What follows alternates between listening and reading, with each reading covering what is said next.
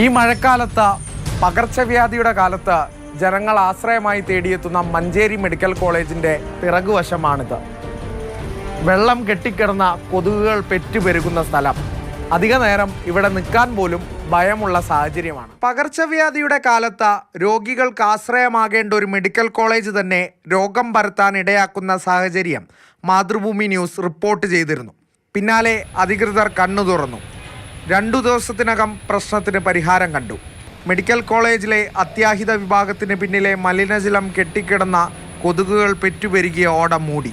ചിരട്ടയിൽ വെള്ളം നിൽക്കുന്നതും ഫ്രിഡ്ജിൽ വെള്ളം നിൽക്കുന്നതും ഒക്കെ മാറ്റണം എന്ന് പഞ്ചായത്തുകളും നഗരസഭകളൊക്കെ നിർദ്ദേശം നൽകുമ്പോൾ മഞ്ചേരി മെഡിക്കൽ കോളേജിനകത്ത് വലിയൊരു വിഷയം അത് മാതൃഭൂമി ന്യൂസ് അത് വളരെ വ്യക്തമായി ഏറ്റെടുത്ത് അത് ഇന്ന് അതിനൊരു നടപടി ആയിരിക്കുകയാണ്. കാരണം ഇതിപ്പോൾ ഇവിടെയുള്ള വിഷയങ്ങളൊക്കെ അവർ തീർത്ത് വളരെ ഭംഗിയാക്കി എന്നുള്ളത് തന്നെ പറയാം. അതിനാദ്യമായി തന്നെ മാതൃഭൂമിയോട് ഒരായിരം നന്ദി പറയുകയാണ്. പോരായ്മകൾക്കും പരാധീനതകൾക്കും നടുവിലാണ് മഞ്ചേരി മെഡിക്കൽ കോളേജ്.